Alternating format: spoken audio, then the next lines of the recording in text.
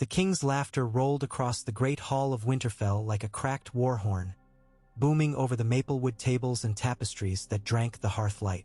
But when the feasting was done and the last haunch of venison had been picked to the bone, Robert Baratheon did not retire with his customary keg of strong wine. Instead, he stood alone beneath the direwolf banner, cradling a goblet he scarcely tasted, eyes drifting toward a lean, dark-haired boy who lingered in the shadows behind the high table. Jon Snow, the bastard everyone pretended not to see. A hush fell as servants cleared trenchers. Lord Eddard Stark clasped his friend's massive forearm. "Come," Ned murmured, thinking Robert weary. "The cellars are stocked with arbor red enough to drown a kingdom." Robert's grin was slow to kindle. "Later. First I would speak with your boy." Ned's brows knit. "Bran? Or? You know which." Robert's blue eyes, still bright beneath the years and the wine gut, cut to Jon.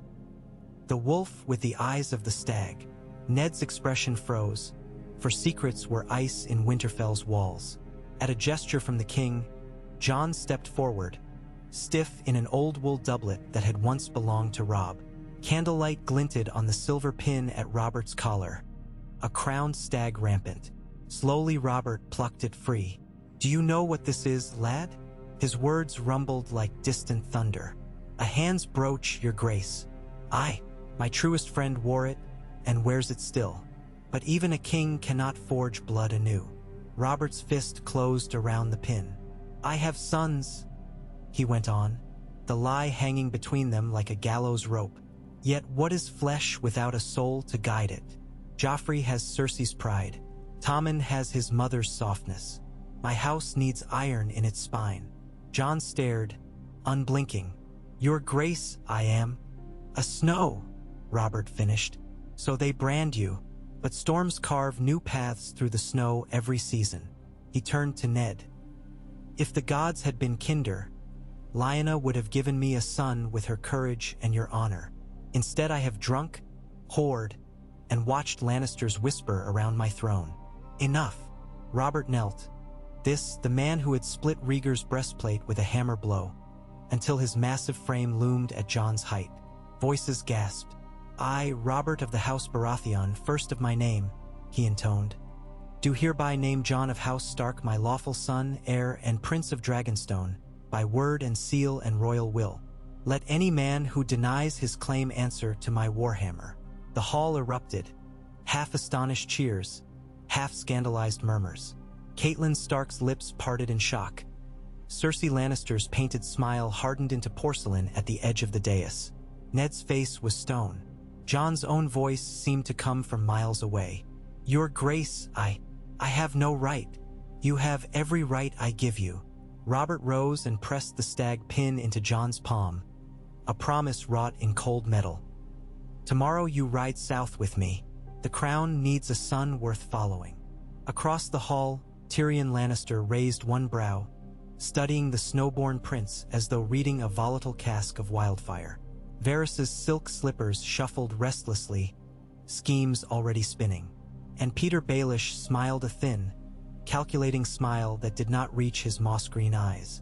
Moonlight silvered Winterfell's godswood, turning the heart tree's face into a pale graven mask. Ned stood beneath its weeping limbs while Jon lingered at the edge of the pool. "Father," the boy began, then faltered, remembering he had been told all his life not to call Lord Stark that word aloud. Ned spoke first. "Robert's will is iron once set, yet the Iron Throne rusts many fine men." "It is madness," Jon whispered. "Perhaps, or perhaps the realm needs a touch of madness to undo another." Ned's breath curled in the crisp air. "He loves you for your mother's memory, though he does not know it." Jon stepped closer. "Who was she?" "Kind." The word cracked in the chill. "Kind and brave. That is all the world must know." Jon looked to the crimson-leaved branches. "Will you come with us?" "Not yet. Winterfell needs its lord. And the king needs a wolf at court who can still bare his teeth when he forgets to watch the shadows." Ned laid a hand on Jon's shoulder. "Wear honor as your armor. Trust steel, not whispers. And never forget who you are, no matter what names they paint upon you." Jon swallowed. "I will remember." The pool reflected torch glare from the ramparts as, miles away, Queen Cersei paced her chamber like a lioness circling a snare. "He cannot be serious," she hissed to Jaime, whose golden armor lay discarded on a velvet chair. "Our good brother is often drunk on regret," Jaime drawled, yet concern etched faint lines about his eyes. "If Robert gives the boy Dragonstone, what becomes of Joffrey? What becomes of me?" Cersei's nails rapped the window frame. "I will not see my son set aside for some wolf-pup bastard." Jaime tilted his head. "Then sharpen your claws, sister. The game has changed." The royal procession departed Winterfell through swirling dawn mist. Iron-shod hoofs clattered across the drawbridge, banners snapping, crowned stag black on gold, direwolf gray on white. Jon rode beside the king at the head of the column, astride a rangy courser gifted that very morning. Ghost padded near his stirrup, red eyes watchful. Squires gawked. Knights whispered behind hands. To Jon, the world spilled open in rolling green and distant thunderheads. Yet each league south tugged his heart between hope and dread. By night he lay awake in silken tents, listening to the crackle of campfires and the susurrus of men speaking his name. Prince Jon Baratheon, still strange upon the tongue. At Moat Cailin, Ser Barristan Selmy approached as Jon sharpened Longclaw. The Valyrian steel blade Ned had pressed upon him the hour they set forth. "A fine sword," said Barristan, gray hair gleaming in torchlight. "But a prince's worth is measured beyond steel." "I know," Jon replied. "Yet sometimes steel is all that stands between truth and the grave." Selmy smiled at the earnest answer. "Robert sees much of Eddard in you. Hold fast to that. The court will test every seam in a man's armor." Jon sheathed Longclaw. "You served 3 kings, sire. How did you bear their flaws?" "By remembering the realm deserves better than my disappointment." Selmy's gaze drifted to the stars. "Serve with honor, even when those above you falter, especially then." The next day, news of Robert's proclamation galloped ahead of the procession. At each holdfast, small folk knelt, uncertain whether to hail Prince Jon or simply stare at the direwolf pacing behind him. Ravens beat wings toward King's Landing. Black bolts shot into the tapestry of rumor.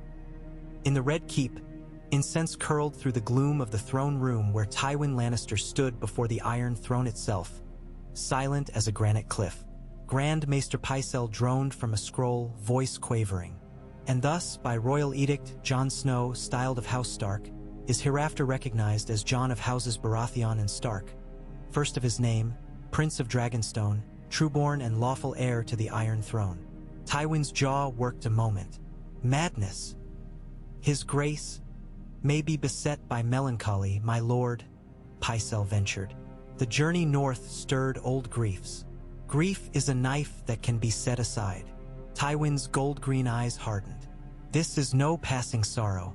It is a spear aimed at Casterly Rock." He turned away, crimson cloak swirling. "Summon the small council. Not tomorrow. Tonight." The small council chamber filled with the rustle of silk and parchment. Varys glided like a pale spider. Renly Baratheon lounged, green velvet gleaming. Peter Baelish twirled the end of his goatee, eyes bright with mischief. "There is opportunity here," Littlefinger said, shuffling silver coins across the map-inlaid table. "A stark wolf in Baratheon colors unsettles the lioness. Unsettled lions can be guided, if one knows where to place the leash." Renly laughed. "You'd slip a leash on my sister-in-law? Best arm yourself with Valyrian steel for that, Peter." "A leash need not be iron," Varys purred. "A whisper suffices when it coils around the heart." Tywin's fist broke the coin's clink. "Enough games. Each step that boy takes toward the throne diminishes my grandson's claim. We must remind Robert of duty, to realm and alliance." Renly's smile thinned. "And if duty staggers beneath wine, then we prop it up with gold," Tywin said. "Or we remove the weight that bows it." The silence that followed was deep as the narrow sea. Days later, the royal party wended through the King's Road, banners streaming. Jon studied the looming walls of Harrenhal from the saddle, imagining the flames that once melted its towers. Yet the charred fortress was but a shadow of the welcome awaiting them farther south. At the crossroads they found a company of riders bearing the Lannister lion. Ser Jaime, gleaming in gilded plate, reigned before the king. "His Grace's pardon," he announced with a practiced bow. "But Queen Cersei has been taken ill. She begs your swift return."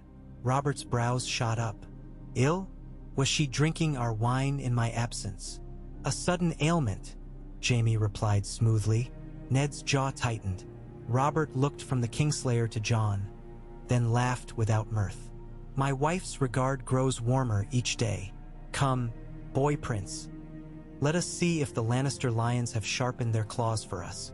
King's Landing stank of dockside rot and summer heat. The gold cloaks fanned across streets, holding back crowds eager to glimpse the new heir. Jon rode through the city's gates in a hush of awe and hostility. Children waved. Fishmongers scowled. High above, the red keep towered crimson against the sky. Inside the Tower of the Hand, Ned paced as Jon shed his travel cloak. "Listen well," Ned said. "You will meet men who call themselves friends, yet measure every word for leverage. You will meet women who smile as they tuck poison into your cup. Trust few." Jon drew breath. "Can I trust the king?" Ned's silence was answer enough. That evening, the throne room thrummed with torches and murmurs. Queen Cersei, pale in emerald silk, stood beside Joffrey, who puffed with princely disdain. Robert strode forward, Jon at his side, Ser Barristan bearing the royal seal. "Before gods and men," Robert declared, voice carrying, "I present my son." He gestured to Jon, whose heart hammered like a blacksmith's forge. "Let the realm bear witness." Joffrey spat, the sound echoing off iron. "He is no son of yours, only a snowspawn whelp." Cersei's eyes widened, but the insult already flew. A hush cracked the chamber. Robert's hand shot out, open-palmed across Joffrey's cheek. The slap rang like a bell. "Mind your tongue, boy, or lose it." Jon felt the hall tilt, each breath a sudden weight. He bowed to Joffrey, though his cheeks burned. "I wish no quarrel with you, your highness." "I am no longer your highness," Joffrey sneered. "You steal that from me." Jon straightened. "A crown is not stolen. It's earned or bestowed." He met Cersei's glare. "I pray we may be brothers still." Cersei's lips curved frostily. "Brothers sometimes quarrel unto death." Weeks passed. Maesters inked parchments rewriting lines of succession. Stewards stitched a sigil for the new prince. Direwolf rampant within a crowned stag, silver on black. Jon trained with the master-at-arms in the muddy yard, sweat and snow mixing on his brow. Night after night he studied the histories with Maester Luwin's letters as his guide, learning storms and stag kings, rebellions and reckoning. But shadows lengthened. Varys whispered of cobblers who vanished after speaking of dragons. Littlefinger invited Jon to view the city from the roof of the Iron Bank's counting house, painting a panorama of coin and power. "In King's Landing," he said, "truth is merely the most expensive lie." Jon answered, "Then I shall pay only in honesty." Littlefinger's laugh was soft as silk sliding from a blade. "That coin is soon spent." Far in the east, a red comet tore across the heavens, an omen, some said, of dragons stirring. In Dragonstone's gloom, Stannis Baratheon stood before a flickering fire. "My brother squanders the throne," he rasped to the shadowed woman beside him. "Now he sets a bastard above his lawful blood." Melisandre's red eyes gleamed. "Bastard or prince, the night is long and the darkness hungry. If you would claim the dawn, you must wield the fire." Stannis's jaw tightened. "The boy has stark honor. It will steer Robert better than wine." "Honor is dry tinder," Melisandre cooed. "All the better to feed a blaze." The hands solar smelled of parchment and pine pitch. Ned and Robert broke bread in uneasy camaraderie. "You have invited war," Ned said at last. "The Lannisters will not forgive this." Robert drained his cup. "They need forgiving." He leaned close. "Jon is a stark heart in a Baratheon breast. The realm will follow him when it sees a prince who remembers common folk. If he lives that long. Ned's tone was flint. Tywin Lannister plays no games he means to lose. Robert slammed his cup down, wine sloshing. Let him come. The last lion to roar at me bled upon my hammer. Ned's gaze fell to the hearth, where embers glowed like hidden eyes. Hammers are blunt things against poison and plots. Robert's jaw worked. Then teach the boy to see plots coming. I will. Ned rose. But your son must learn more than swords. He must learn the cost of victory. Under the throne room's pillars, Septon Reynard anointed Jon with 7 oils before the court. Gold cloaks barred the doors. High Septon Maribald blessed the new prince in droning Valyrian lilt. Cersei's gaze never left Jon's stern face, as though willing a flaw to appear. When the ceremony ended and nobles pressed close, Renly clasped Jon's shoulder. Welcome to the Viper's Nest, nephew. His smile was warm, his eyes wary. Jon managed a wry curve of the mouth. A nest? I thought King's Landing a pit. Renly laughed aloud. Sharp already. You may yet survive. My goal is to do more than survive, Jon said. I mean to rule wisely when my time comes. Then we are allies, Renly replied, voice lower. A new court could use a breath of northern wind. Across the hall, Marjorie Tyrell observed the exchange with interest, while her grandmother, Olenna, tapped her cane thoughtfully. A wolf-stag prince, the Queen of Thorns mused. Perhaps the garden requires a new rose. One dusk, Jon stood upon the city walls, Ghost at his side, as pink sky faded. I miss the snow, he confessed aloud. Behind him, Arya's small steps padded closer. She had arrived days earlier with the Stark entourage. She leaned on the parapet. They all look at you like you're some hero from the songs. I don't feel a hero. Good. Arya's grin flashed. Heroes get themselves killed. Jon chuckled, the sound rough in his throat. Promise me you'll keep reminding me of that. I swear on Needle. The sword at her hip was small but bright. Below, the Blackwater rush cut through the city, ferries glimmering with lanterns. Somewhere a bell told the hour. Jon's thoughts wandered northward to a wolf's howl lost behind stone and sea. When he spoke again, his voice was barely breath. Do you think Mother would have approved? Arya looked up, startled. You know who she was? Not her name. Only her kindness. He managed to smile. That will have to be enough. The wind fluttered Arya's hair. I think she'd be proud. I am. Jon blinked hard, and for a moment the crown he did not yet wear felt lighter. But the game quickened. A washerwoman was found dead behind Baelor September, lips purple. Pycelle murmured of pennyroyal and wormroot. Jon learned that her sister had carried gossip about a queen's plots. Ser Barristan redoubled Jon's guard. Ned stalked the corridors, hand on sword. In the small council chamber, Varys spread his soft hands. King's Landing can be unkind to those unprepared for its climate, or to those who would uproot its weeds, Ned replied. Our metaphorical gardener should beware the thorns, Littlefinger quipped, flicking a coin. Prune too eagerly, and the roses bleed. And yet, Varys said, roses grow back. Jon watched them fence with words, understanding at last how a wrong smile could be deadlier than steel. Still, he tightened his grip on the notion of honor like a drowning man clutching driftwood. One burning afternoon, Jon found himself summoned to the Great September for private audience with Queen Cersei. The Sept's marble pillars threw cold light. Cersei waited beneath a stained-glass window that cast her in shards of crimson and gold. She greeted him with a curt nod. Prince Jon, or should I say Snow? Her tone dripped honeyed acid. I answer to both, Jon said, careful. Cersei paced, emerald skirts rustling. My son weeps at night, she said. He thinks his father loves him less. Shall I blame you? No. His father loves the realm. He must love it more than any one child. Spare me stark platitudes. She stopped inches away. Do you believe you deserve the throne? Jon met her green gaze. I believe the throne deserves a just ruler.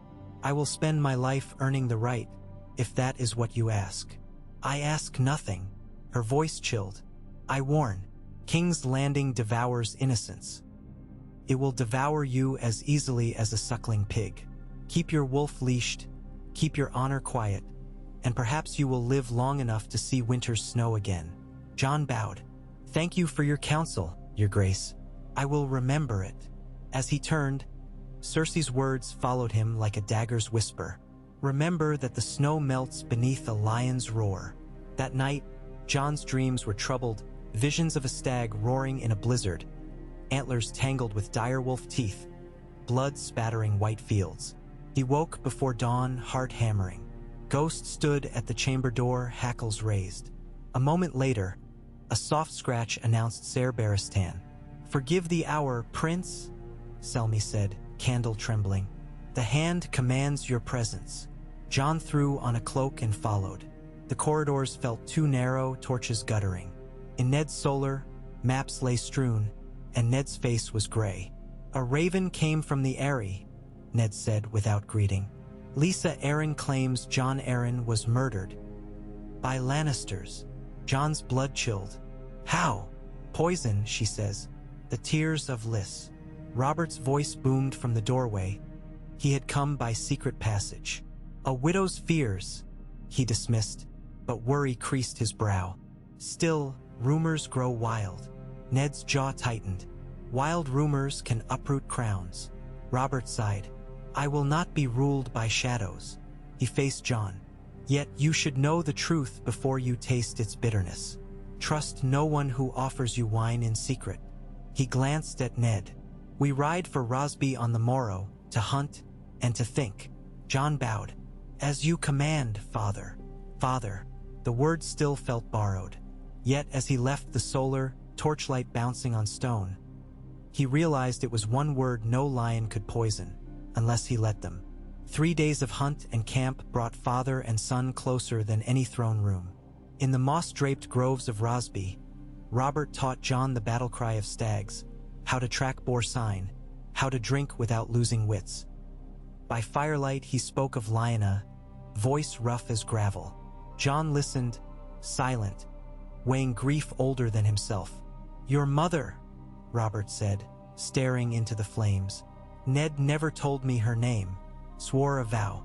Yet looking at you, I see gentleness she must have had. Jon spoke at last. I will honor her, though I may never know her face. Robert's huge hand engulfed his shoulder. You honor her by living free of chains. The next dawn broke cool and silver. As riders collected game, a courier thundered through camp. Tywin Lannister summoned the king to council. A debt of grain shipments, he claimed, though Robert knew debts wore many masks. So the party turned south again. With each mile, Jon felt invisible threads tug. Spies, plots, unseen watchers. On a lonely stretch of King's Road, a wagon blocked the path. As guards moved to clear it, crossbow bolts hissed from the treeline. Chaos erupted. Ghost leapt, fangs flashing. Jon drew Longclaw, steel ringing. Robert bellowed, hammer in hand. In minutes it was over, 3 attackers dead, 1 wounded. The survivor's tongue was severed. Lannister coin sewn into his boot. Robert spat. Cowards. He wiped blood from his beard and glared at the coin. Ned was right. The game is knives in the dark. Jon knelt beside the mute assassin. The man's eyes were wide, pleading. Jon's grip tightened on Longclaw, but at last he sheathed it. Bind him, he ordered. We'll let the king's justice question what tongue cannot say. Robert watched, curiosity flickering beneath rage. Mercy. Information, Jon answered. And justice served cold is still justice. Robert's laugh rumbled. Maybe the boy knows more of ruling than I. The assassin's capture shook the court. Cersei proclaimed outrage at brigands sullying the King's Road. But her gaze burned on Jon like green wildfire. Joffrey sulked. Renly winked behind his brother's back. Tywin listened without expression as Varys reported. The mute man died in the black cells before confession. Throat opened by his own fingernails, they claimed. That night, Ned met Jon in the crypt of the Red Keep. where old kings reposed in stone. Flickering torchlight carved hollows under Ned's eyes. "Beware the enemies you cannot strike with steel," he warned. Jon touched Longclaw's pommel. "Then I'll learn other weapons." Ned's mouth twitched, half pride, half sorrow. "I pray you never need them." Autumn's first chill seeped into King's Landing. Ravens arrived from the wall. Benjen Stark had vanished on ranging, and wildlings stirred. Word reached Jon that Robb marshaled men to ride north and search. Guilt bit. Duty anchored him south. At dawn, Jon walked the practice yard alone, sword whistling through mist. His breath rose like smoke as he drilled, each strike carving uncertainty from muscle and bone. When sweat beaded his brow, he halted, and found Ser Jaime Lannister leaning against a post, arms folded. "You swing well for a bastard prince," Jaime said, amused. "I had good teachers." "Honor and wolves?" Jaime pushed off the post, drawing his golden sword. "Care to test your lessons?" They squared. Steel rang, graceful and deadly. Jaime fought like sunlight, flashing, impossible to grasp. Jon countered with winter's patience, measured, relentless. Blades clashed, sparks scattering. Finally, Jaime disengaged, laughing. "You've teeth, Snow. Beware you don't bite the wrong prey." "Perhaps the prey should beware me," Jon replied, chest heaving. Jaime's smile faded to something unreadable. He saluted and walked away. In the Tower of the Hand, Ned pored over a leather-bound tome of lineage. "Robert's bastards," he muttered, marking names. Maya Stone, Gendry, Bara. Patterns emerged. Black hair, blue eyes. A page torn from Maester Pycelle's records lay beside. King's children fair of hair, golden of eye. Suspicion congealed into certainty. Jon entered quietly. Ned looked up, pain etched deep. "The boy you duel in the yard, the mother you face in court, they are not Robert's get." Jon froze. "Then whose?" Ned closed the book. "Lion's whelps." He rose. "If Robert learns, war erupts. Yet truth is a blade that cannot remain sheathed." Jon's mind raced. "What will you do?" "Protect the realm," Ned answered. "And you?" He gripped Jon's forearm. "Swear, whatever happens, you will remember mercy." "Mercy?" Jon's throat tightened. "For traitors, for children." Ned's eyes glistened. "They are not their parents' sins." Jon nodded, though the weight of coming storms bowled his thoughts. That weight broke upon the court a fortnight later. Robert, gored by a boar on hunt, lay dying in his pallid bedchamber. The sick-sweet smell of milk of the poppy tainted the air. Ned knelt beside him, parchment trembling. The king's will, naming Jon Snow, "my son," as protector of the realm until his majority. Robert's hand, huge and trembling, clasped Ned's. "Guard the boy." His eyes sought Jon, standing silent beyond the bed. "Rule justly, lad. Make her proud." He coughed, crimson flecking his beard. "Tell your brothers, I tried." Tears blurred Jon's vision. He knelt, taking the king's hand. "I will make you proud, father." The word broke in his mouth. Robert Baratheon, Hammer of the Dawn, smiled weakly. Then the light slipped from his eyes like sunset over Storm's End. Bells tolled. In the throne room, banners were shrouded in black. Lord Stark strode forward with the royal seal. "In the name of King Robert," he declared to the assembled lords, "I call Jon of Houses Baratheon and Stark to serve as Lord Protector until his named day of majority." Cersei stepped onto the dais, flanked by Ser Boros Blunt and Meryn Trant. She unfurled a parchment bearing a great red wax seal. "A new decree," she announced, bearing the king's hand in final hours, naming Joffrey regent. Her smile was razor-thin. "For the good of the realm." Gasps erupted. Ned's eyes blazed. "That is false." "False," Cersei echoed, voice velvet smooth. "Bring forth the witnesses." Pycelle shuffled forward, nodding sagely. Littlefinger offered an apologetic shrug. Varys lowered eyes. Ned drew breath to speak, but a dozen gold cloaks surrounded him, spear tips bright. The City Watch commander, Janos Slint, declared Ned arrested for treason. Littlefinger leaned to Jon, whispers slithering. "Choose silence, my prince.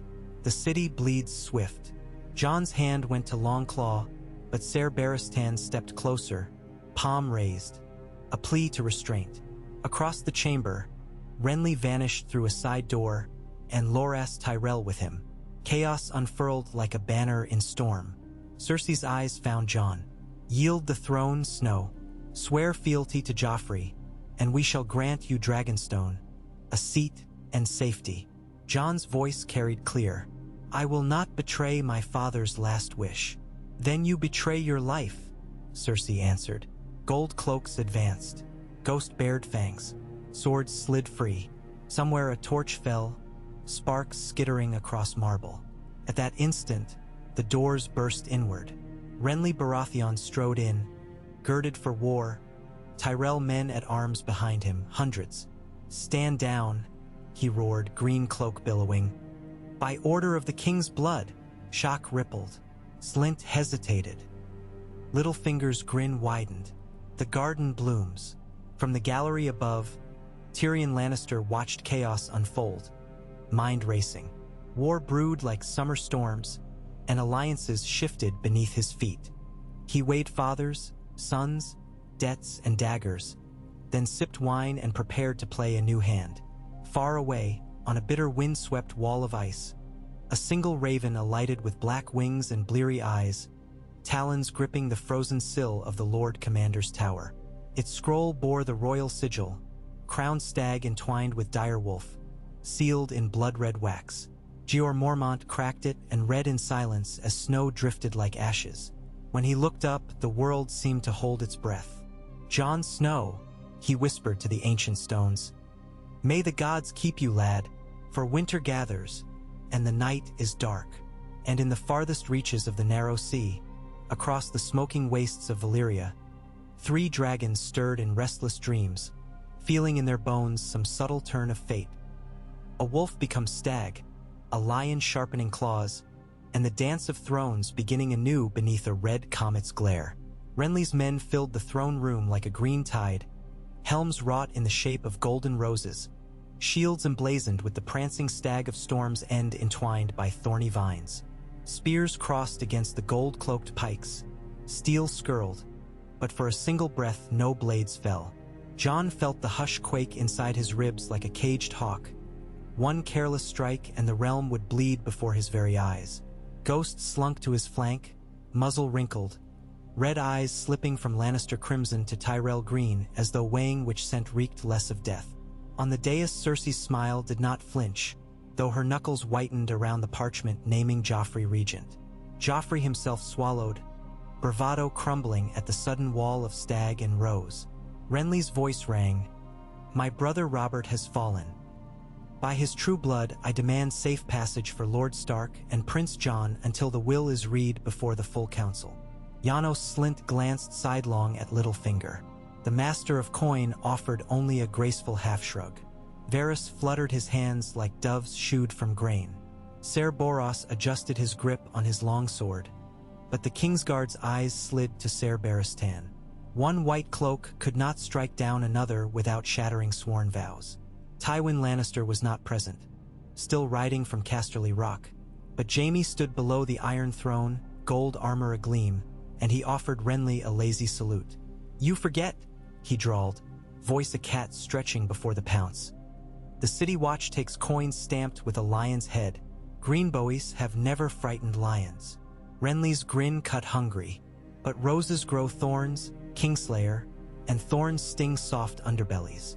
Ned raised his palm, and for one taut heartbeat all eyes shifted to the wolf between stag and lion. "If blood is spilled here, the gods will curse our children," he said, voice iron calm. "Let Robert's last decree be honored.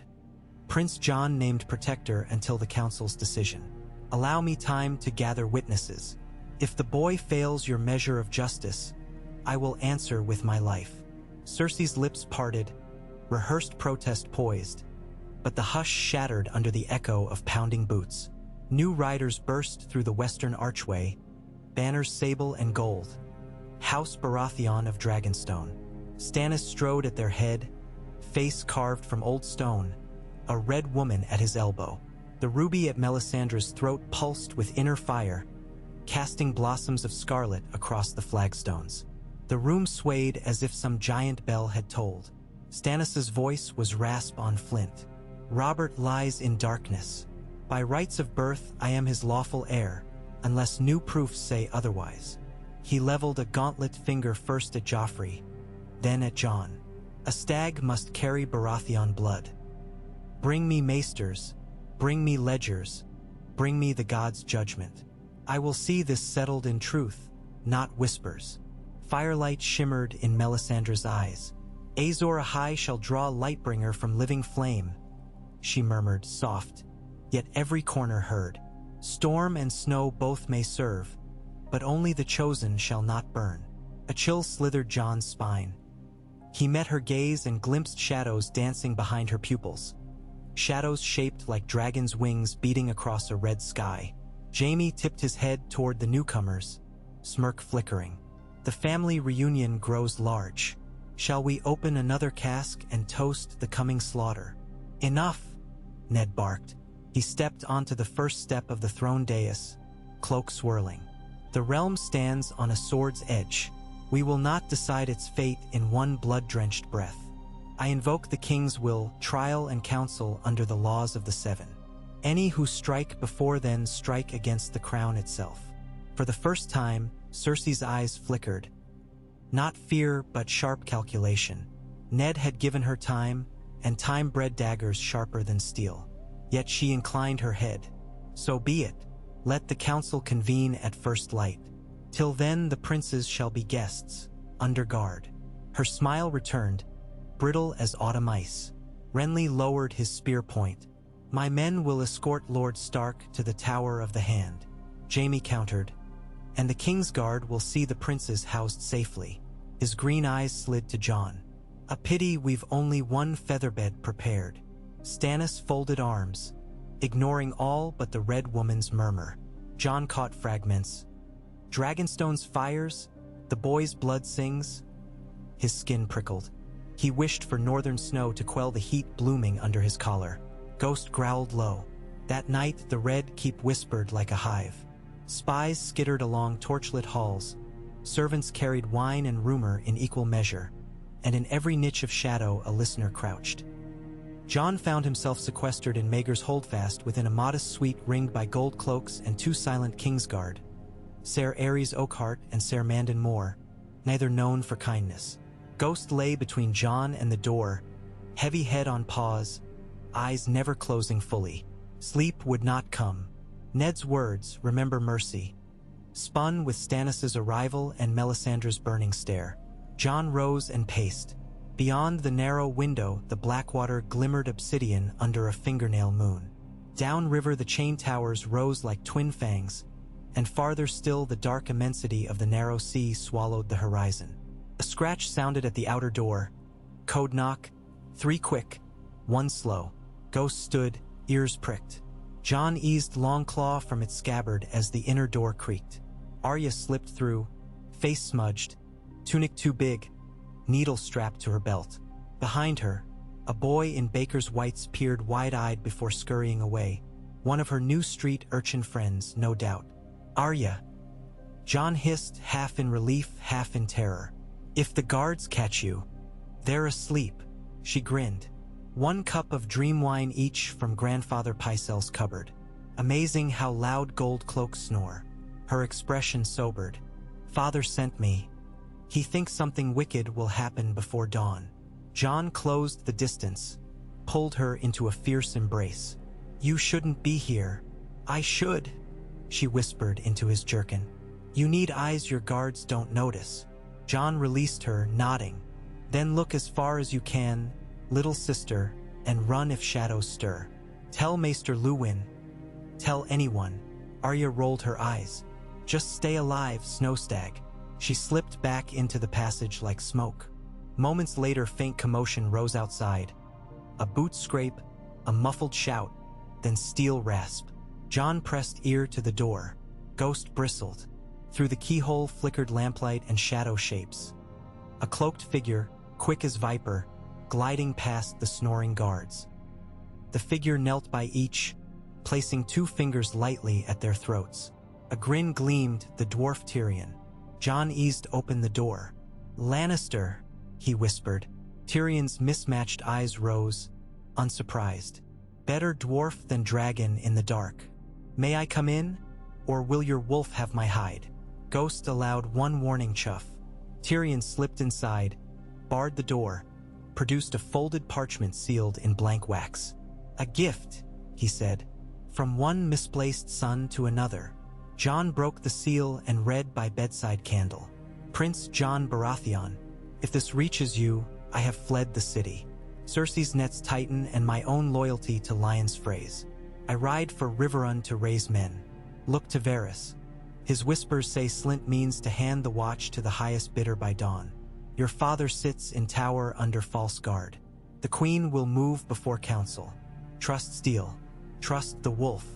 Renly." Jon looked up. "Renly gone." Tyrion nodded, dry mouth.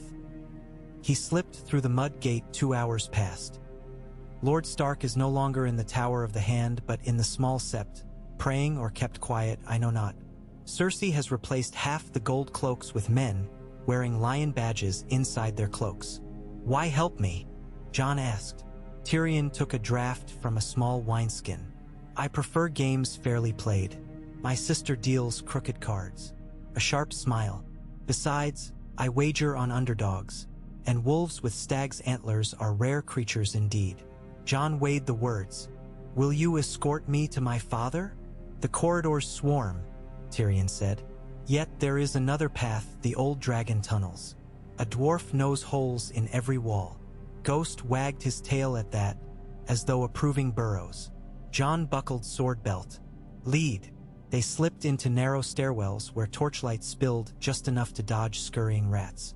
Tyrion's lamp cast long twin shadows, tall youth and stooped dwarf, upon cobwebbed arches. Down and down they spiraled until ancient mortar replaced red keep masonry. The dungeon's mager built of hate and fear. A low moan drifted. Jon froze, ears straining. Chains rattled. A guard's slurred song drifted about maidens and mead. Tyrion whispered, "Lannister men. If we silence them, others will note the quiet." Jon passed him, blade sliding free. In torch glow the guard slumped on a stool, helm askew. Jon stepped behind, tapped pommel to temple. The man crumpled without cry. Ghost padded forward to watch the corridor. Tyrion arched brow. Efficient. They reached a rusted portcullis. Beyond lay barrels of lamp oil and stacked firepots, wildfire stores perhaps. Tyrion produced a little brass key, smuggled from Wisdom Halene's sleeve. "Never play Syvass with an alchemist," he quipped. The gate groaned upward, shrieking. Behind the stores, a false panel opened to an anteroom lined with 7 marble sepulchres, kings of old. Ned Stark knelt before the warrior's statue, head bowed. 2 cloaked figures stood sentry. Jory Castle and Hallis Malin, grim and ready. "Father," Jon breathed. Ned looked up, relief warring with alarm. "Jon." He rose, drew him close. "How?" "Tyrion," Jon answered. "And Renly's warning." "Renly fled," Ned said grimly. "Tyrell levies marched an hour after. The queen means to crown Joffrey at sunrise." Tyrion shrugged. "I lack the taste for regicide at breakfast." Ned's gaze speared him. "Why betray your house?" "My house was betrayed first," Tyrion said. "My sister valued me little enough to leave me caged in my cell these last days while she plotted. I value myself more." He dipped a short bow. "And perhaps I prefer a realm ruled by a lad with wolf honor than a whelp with a scorpion's sting." Ned moved to a table where parchment maps lay. "Stannis demands proof. If we present Robert's true will to the council before Cersei seizes it, Joffrey's claim crumbles." Jon unrolled the document Renly had copied. "We have this." Ned shook head. "Renly's copy is no king's seal. The original sits in the royal library, and Pycelle's keys guard it." Tyrion sniffed. "Pycelle's keys, perhaps, but his locks are older than Hodder's wit. I can pick them quicker than the maester can swallow porridge. Ned considered. The library is 4 floors above. Cersei doubles guards at every stair. Jon stepped forward. We need a distraction. Something louder than footfalls. All eyes dipped to wildfire jars stacked ceiling high. Ghost whined. Before first light pinked the sky, a muffled boom rippled through the undercroft of the Red Keep. Green tongues of flame licked stone corridors, vomiting smoke that bellowed up vents and stairwells. Bells clanged in alarm. Gold cloaks abandoned posts to haul buckets. In the library's rotunda, old tomes fell like frightened ravens as Tyrion jimmied the final lock. Ned's eyes watered from the wildfire smoke creeping under doors. Jon kept watch in the corridor, Longclaw gleaming. Pycelle, roused from fitful slumber, shuffled into view in rumpled night robe, parcel of keys jangling. He saw Jon, squawked protest. Hallis Malin seized the old maester, clapping a hand over his beard-stubbled mouth. Tyrion emerged triumph. Fantley with a ribbon-tied scroll, golden stag seal unbroken. They retreated down the smoking stairs as gongs sounded across the keep. Fire, fire, fire. Yet at the last landing a spear haft barred their path. Ser Mandon Moore stepped from the haze, visor lowered. The Queen commands your return, Lord Stark. Behind him, for gold cloaks raised crossbows. Tyrion cursed. Ned drew ice too wide for cramped stairs. Jon stepped beside with Longclaw and Ghost growled thunder. No, Ned breathe. Live, Jon. Take the will. Run. We stand together, Jon replied. Arrows twanged. Ghost leapt. Steel run. The clash was grit and sweat and sudden pain. Jon parried a spear, felt shaft smash shoulder, then drove Longclaw into the opening of a gorget. Blood sprayed hot. Ghost tore a crossbowman's throat.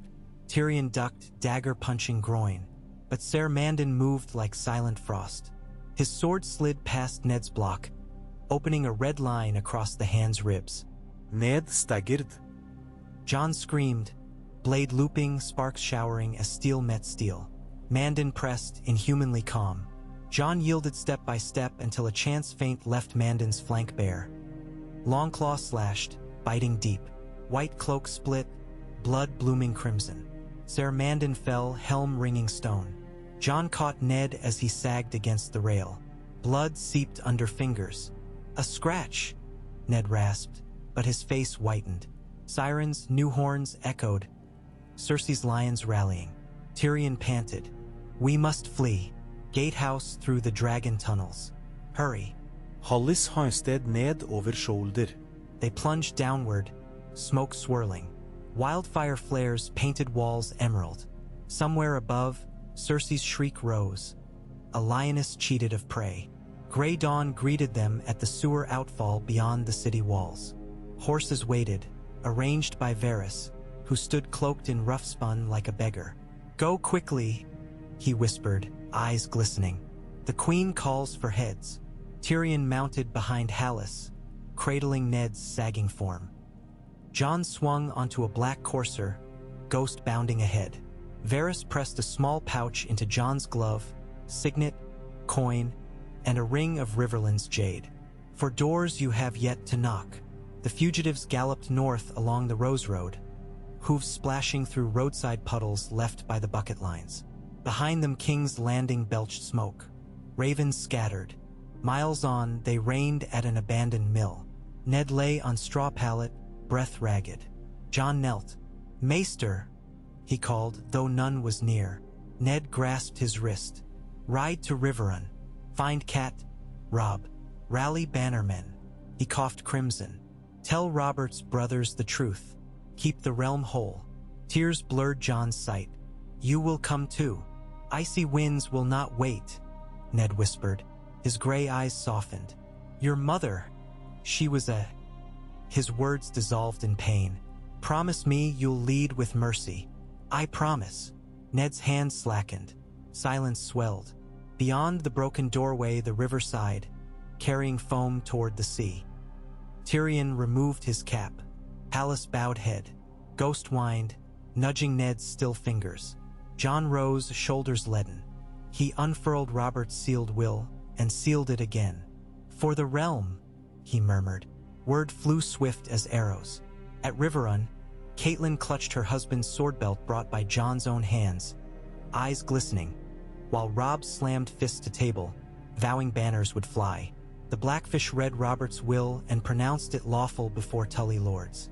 Couriers sped to Storm's End, to Pike, to Highgarden. North, the Umbers and Karstarks lifted spears for a crowned direwolf stag.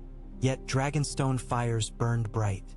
Stannis declared himself king, banners with fiery hearts unfurled, ships readied.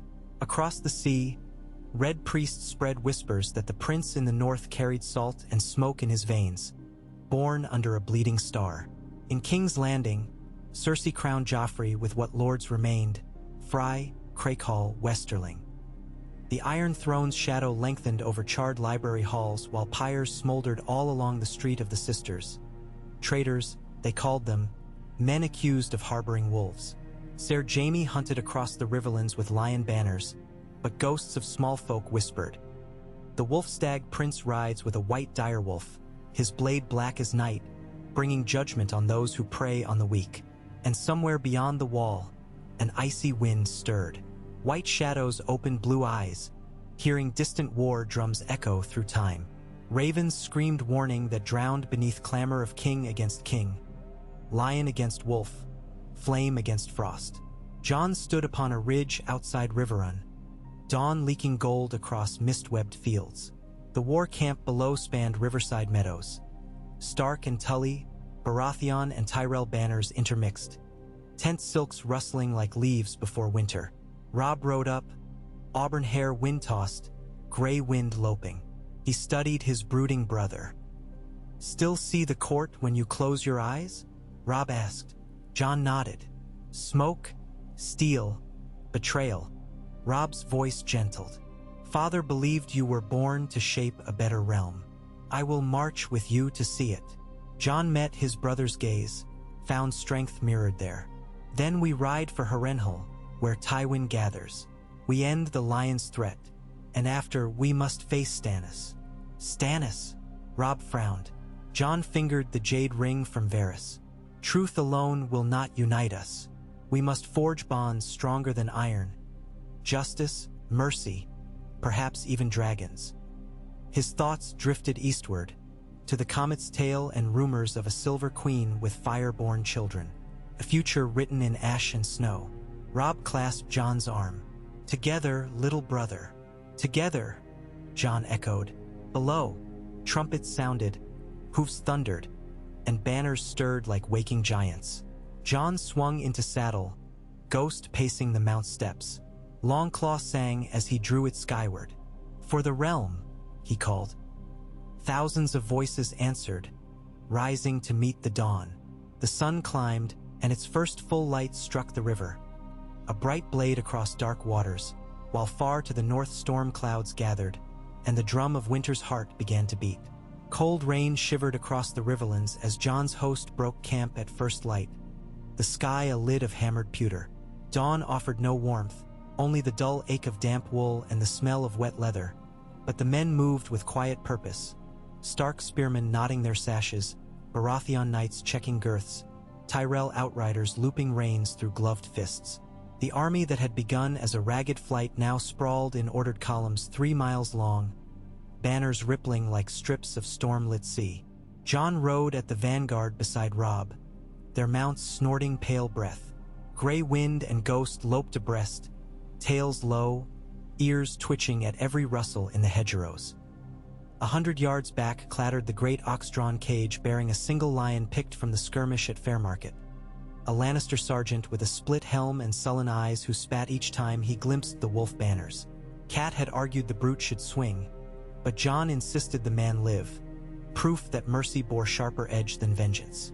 Wind funneled through the tall grass, carrying the distant thunder of drums. Tywin's army drilling behind Harrenhal's melted towers. Scouts claimed the lion host numbered 40,000, half again Jon's strength, yet riddled by foraging shortages now that autumn harvests lay blistered under early frost. Tywin's foragers stripped villages bare, leaving stones where larders once stood. Jon's men found only ash and bitter rumor as they marched. By noon they reached a burned hamlet at the edge of the God's Eye, that vast slate lake shimmering under turbulent clouds. Charred timbers jutted like broken teeth. Smoke still rose from collapsed roofs. Robb dismounted first, eyes hard. They left nothing. Jon slid from saddle, smelled grease and rot under the rain. Children's wooden toys lay half-melted in the mud. Ghost prowled a blackened doorway, hackles bristling. A rasping cough sounded. Beneath a half-fallen wall crouched an old woman. Hair scorched away on one side, shawl smeared with soot. Robb knelt, lifted her gently. "Who did this?" "Lions," she wheezed. "Said we fed the wolf. They took my daughter, took her south in chains." Jon's jaw clenched. He pressed a water skin to her lips, then eased her onto a cart headed with the wounded north to Riverrun. Rain fell heavier, drumming condemnation against steel helms. At the village square, Robb found a crude gallows. One body still hung, a youth with ash-gray hair, stark naked, his chest carved with words, "No Wolf King." Robb's throat worked. He cut the boy down. Jon watched, fingers numb on Longclaw's grip. Mercy felt thin here. They rode on in silence. By dusk, the army encamped along a ridge of alder and willow overlooking the God's Eye. Maester Vyman tended the worst fevers under striped tents. Smiths hammered arrowheads. Cooks stirred barley stew laced with mealy turnips. Jon met with his council in a canvas pavilion lit by sputtering lanterns. Robb, Brynden Tully, Ser Desmond Grell, the Knight of Flowers as Tyrell envoy, and Renly's maester-in-exile Pylus, who had fled with word of Highgarden's wavering allegiance. The Blackfish stabbed a dagger into the lake's chalk outline on the war map. Harrenhal lies here, a stone cancer by the water. Tywin's outriders prowl every road. If we approach head-on, the lions will grind us against the lake. Renly's maester cleared his throat. Lord Randall Tarly commands Tyrell heavy horse in Tywin's pay, but his loyalty may bend if Lord Mace countermands from the reach. Loras frowned. My father's raven said only that Highgarden rallies harvest levy. He names no foe yet. Robb drummed fingers. Then we press Tywin before Tarly joins him. Strike swift, through the weeping willow bog. Lions won't expect heavy ranks there. Jon shook his head. Bog will swallow wagons. We'd lose siege gear and half the horses. Starve Harrenhal? Grell suggested. Cut supply lines. Tywin burns villages to feed himself, Jon answered. Every day we wait costs small folk their homes. A hush. Rain lashed taut canvas overhead. Jon traced finger along the map's northern edge. We lure Tywin out, send a van of light horse to faint at the King's Road, torch his grain wagons, then fall back behind marsh-choked streams. When Tywin pursues, we cross at the causeway and cut him off from the castle. Trap the lion between lake and bog, deny his retreat. The Blackfish's gray brows arched. Bold. Robb nodded slowly. Risky. War is risk, Jon said, meeting his brother's eyes. But it spares the innocent greater torment. They weighed the gambit through 3 cups of watered wine.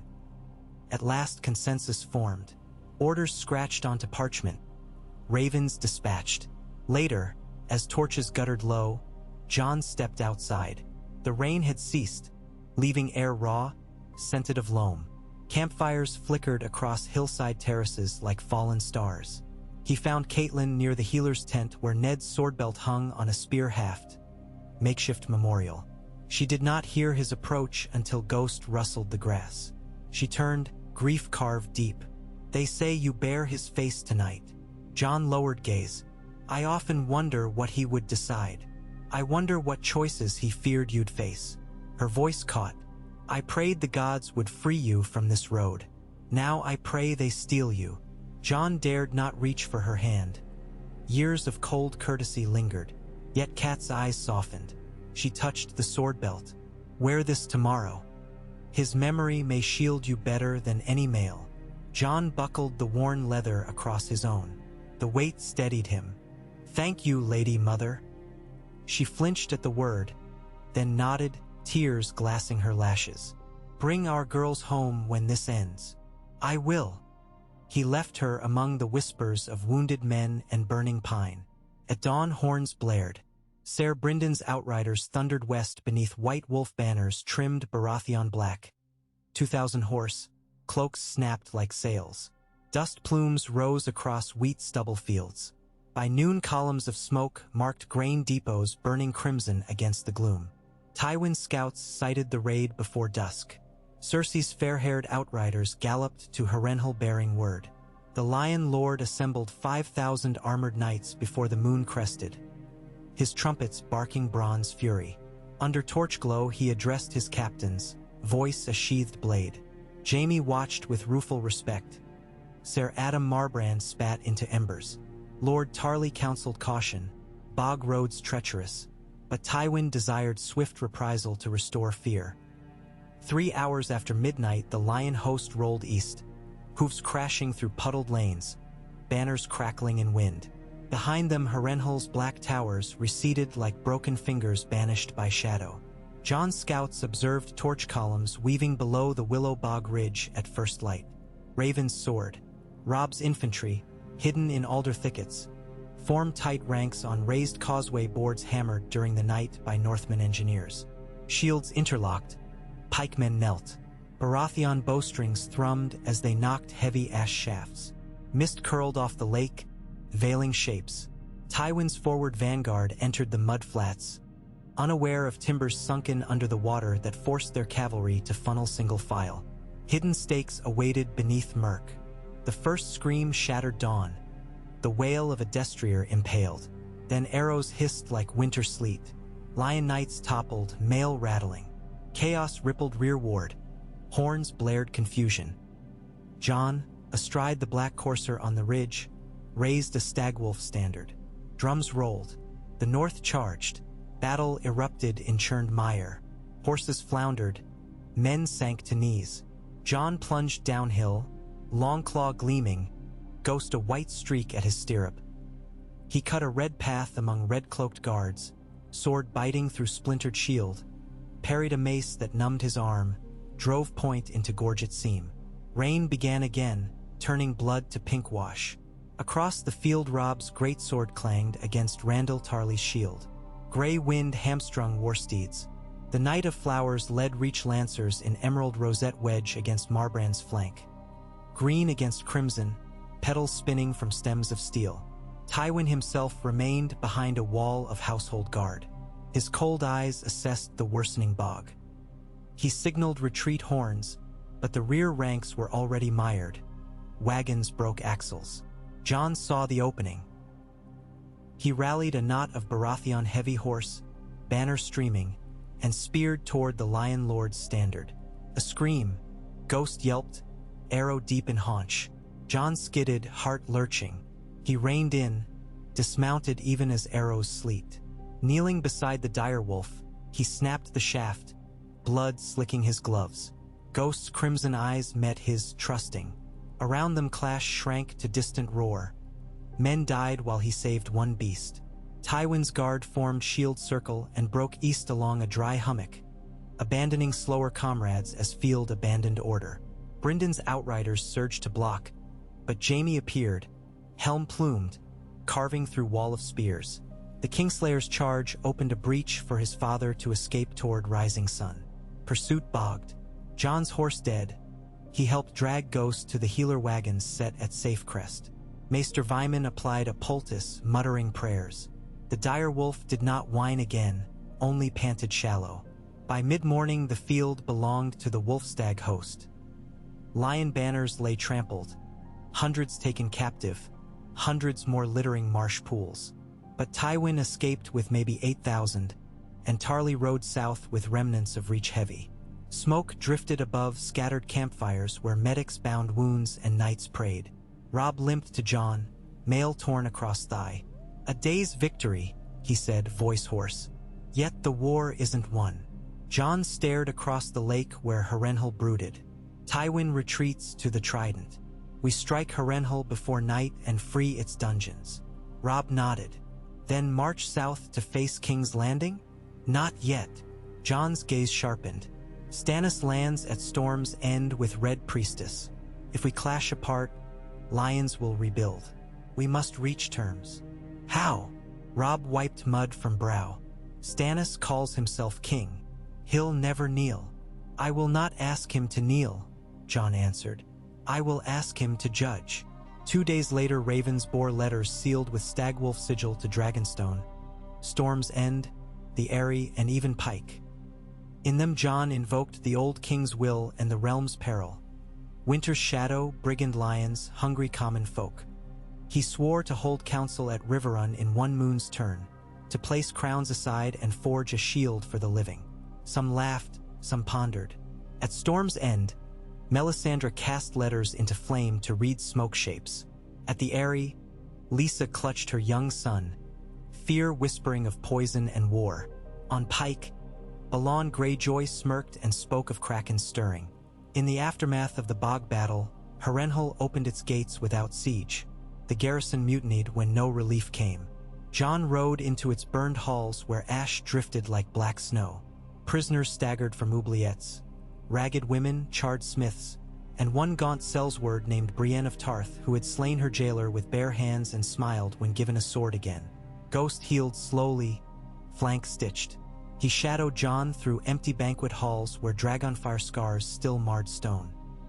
In Aegon's tower, Jon discovered a library half-caved yet bearing ancient tomes. Among them he found dusty annals about the long night, pages inked with visions of ice spiders and pale kings. He read by guttering torchlight, unsettled. That night, storms cracked across the god's eye. Lightning illumined old towers like bones. Jon dreamed of the weirwood heart tree at Winterfell. Bleeding sap as a shadow crowned with antlers knelt before it. From the north a chorus of howls answered. Wolves, yes, yet behind them deeper cry, cold enough to shatter steel. He woke sweating, sword drawn. Outside, the lake glowed eerie green where pockets of wildfire still floated from old sieges past. Rain hissed on embers. He found Brynden Tully on the battlements. The winds turn north, the Blackfish said.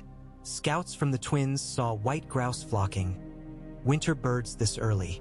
Jon recalled Maester Aemon's letters to Ned. How ravens from the wall begged for men.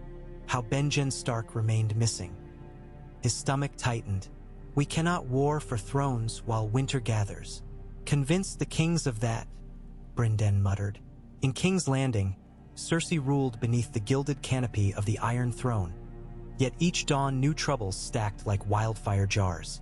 Tywin's bloody setback spurred riots among flea-bottom hungry for bread. Gold cloaks wavered, paid late. The High Septon, roused by whispers of children burned in boar tallow, preached repentance.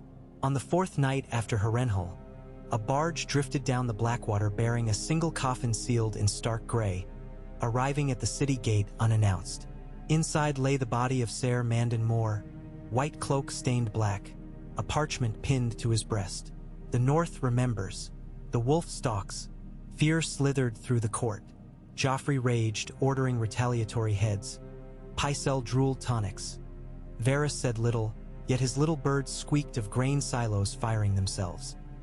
Across seas, Daenerys Targaryen studied the red comet from the walls of Qarth. Dragons perched on shoulders like living torches.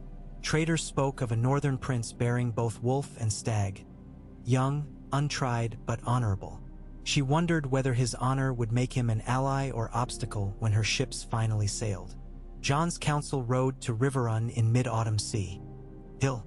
Along the road peasants knelt, offering root vegetables, pleading protection. Tywin's foragers had left wraiths. Fields salted, wells fouled. Jon ordered wagons of grain from depots seized at Harrenhal distributed. Half to the march, half to villages. Some knights grumbled, but fewer mouths behind meant lighter trail burden and hearts won. At Riverrun they found banners of many colors. Tulip of Florent, Sunburst of Dane, Crescent of Karstark, even the trident of Edmure newly freed from Lannister custody.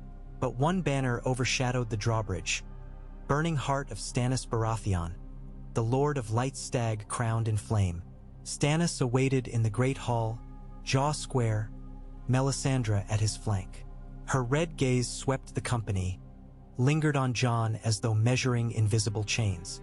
Stannis spoke without greeting. "You call counsel in Father's house. Where is the crown upon your brow?" Jon removed his gloves, exposing calloused fingers. "My brow bears no crown while winter threatens. I ask you set aside yours in this hall, that the realm may breathe." A murmur. Stannis's mouth tightened. A plea born of weakness, not strategy. Truth is no weakness. Jon unrolled Robert's sealed will before gathered lords. "My father named me protector. I serve the realm, not throne. You are Robert's elder brother. Your claim by law stands after mine. Yet the realm will not survive if we bleed it for vanity. I propose a peace. You rule as hand, forging law while I guard frontiers. When the war is won, we summon a great council to settle crowns." Gasps and rebuttals rippled. Catelyn's eyes widened. Renly's maester scribbled feverishly. Melisandre smiled cryptic. Stannis eyed the will. "Law bends to oaths, not parchment alone." Jon met his gaze. "Then swear me oath that the living matter more than titles." Stannis's lips parted, but Melisandre touched his arm, whisper soft. Firelight flickered in her ruby. "The night is dark and full of terrors. In darkness all crowns melt alike." Stannis exhaled. "I will hear your proposal in full at dawn." That night Jon walked Riverrun's ramparts, ghost pacing. The river glimmered, moon a dull coin drifting west. He found Brienne sharpening a longsword near a brazier. Her blue eyes lifted. "You trust Baratheons?" "I trust need," Jon said. "And I trust men who keep their word once given. Not all men keep it." "No," Jon admitted. "But honor remains even when men fail." Brienne studied him. "If war breaks again, I would guard your flank." Jon nodded. "Yours is a blade the realm needs." Thunder grumbled on eastern horizon. Ghost raised snout, scenting unseen threat. Dawn Council convened. Lords arrayed. Stark, Tully, Karstark, Glover, Tyrell emissaries, Florent, Baratheon, even a Greyjoy captain with eye patch, representing Princess Asha's parley request. Stannis arrived helmet tucked under arm, no crown. Jon stood opposite, likewise bareheaded. They argued hours, law lines, harvest fevers, ironborn raids on Westerlands, looming winter. At midday compromise birthed. Stannis would be Lord Regent until spring's thaw, charged with grain distribution and mending war-rent roads. Jon would command the united host against Lannister remnants and garrison the wall with fresh levies. A tribunal of septons and maesters would judge Cersei and Joffrey once captured. Until verdict, no crown to be forged. Signatures inked, seals pressed. Applause rose uncertain, yet relief cut through dread. But as agreement sealed, a horn blast echoed from ramparts, urgent, shrill. A sentry stumbled into hall, mud-splattered. "Riders from the north," he gasped. "White walkers on the march. Castle Black abandoned. Undead crossing the gift." Silence crashed. The great hall's hearth seemed to dim. Jon's blood iced. He pushed forward. "How many?" The rider's lips trembled. "Thousands, my prince. Blue eyes, dead things. They slew our patrol at Queen's Crown. They head south with the storm." A hush, broken only by the wind rattling arrow slits. Melisandre's ruby flared. "The long night," she breathed. "The cold god rises." Stannis's jaw clenched. "Then our trivial quarrel ends now. We march." Jon nodded, heart pounding. "Call banners. Every able soul rides for the north." Lords sprang to action, orders shouted, scribes dashed. Robb clasped Jon's arm. "I will hold river crossings. Gather rear levies." "No," Jon said. "I need the young wolf at my side, else Northmen waver. Edmure keeps the crossings." Robb hesitated, then nodded. Catelyn kissed both sons, tears silent. Within the hour drums thundered, blacksmiths rang anvils. Ravens winged into bruised sky. Snow began to fall, flakes fat as ash drifting over banners just furled. On the parapet Jon looked north, where horizon darkened under slate cloud, and felt the world tilt upon a knife of ice. He donned Ned's sword belt, cinched wolf-stag cloak.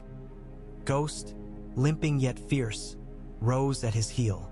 Stannis approached, helm under arm, gaze stern. "By the Lord of Light or old gods makes no matter," Stannis said. "This night we stand together or die divided." Jon gripped his forearm. To the wall, then, to whatever waits beyond. They descended to the courtyard where warhorses stamped frosted mud. Trumpets cracked the morning. Hoofs pounded. The united host. Wolves, stags, roses, trout, even kraken banners, streamed out the gates like a living river, flowing northward beneath falling snow.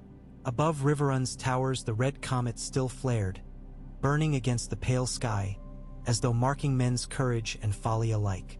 And far beyond, amid blizzard-swathed wastes, blue fire kindled in the eyes of death, turning south toward the warmth of beating hearts.